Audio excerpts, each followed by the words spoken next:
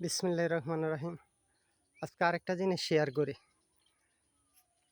Facebook, ইউটিউবে rambutan নিয়ে অনেক আলাপ আলোচনা কথাবার্তা আমরা শুনতে পাই।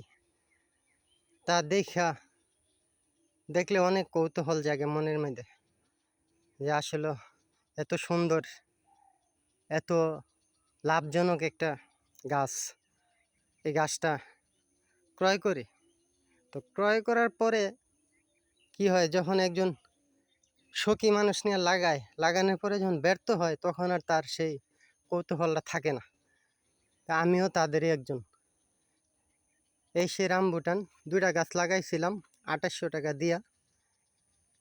তো 4 বছর হয়। গাছের একটা জানি না কিভাবে বলবো, কিন্তু এটার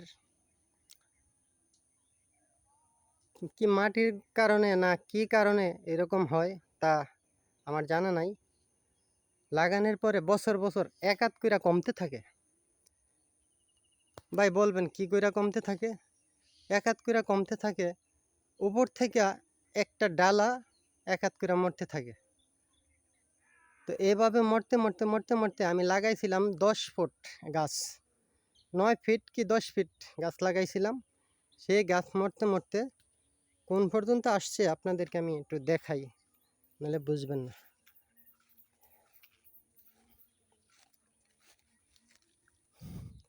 এই হলো আমার আসল গাছটা, এটা হলো আসল গাছটা। এই গাছটা আমি লাগাইছিলাম 9 ফিট গাছটা মরতে মরতে আজকে মাটির 1 ফিট পর্যন্ত আসছে। আসার পরে এইখান থেকে একটা কুশি বের হয়েছে, বের হওয়ার পরে গাছটা, এই কুশিটা আজকে এই পর্যন্ত আসছে। এই কুশিটা বের হওয়ার পরে এই গাছটা আজকে কয় ফুট হয়েছে? প্রায় 10-12 ফুট হয়েছে। 2টা গাছ লাগাইছিলাম, আরেকটা গাছ মরে গেছে। ওইখানে একটা গাছ লাগাইছিলাম, এই গাছটা মারা গেছে, এখন একটা গাছ আছে। তো এই হলো এত পরিশ্রমের পরে এই পর্যন্ত আসছে। জানি না কবে আবার আরেকটা ধাক্কা চলে আসে। তো আমার যেটা চিন্তা ভাবনা মনে হয় যে আর কোনো বিপদ আপদ আসবে না, এটা যেহেতু মাটির সাথে সেট হয়ে গেছে। তো এখন এটা আলহামদুলিল্লাহ বিশ্বাস করা যায় যে এটা গাছটা কাঙ্ক্ষিত লক্ষ্যে পৌঁছাইব। আপনারা যারা এইগুলা করতে যান,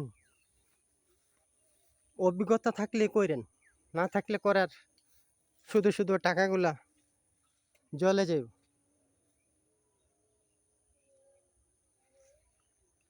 যাক, আজকে এই পর্যন্তই।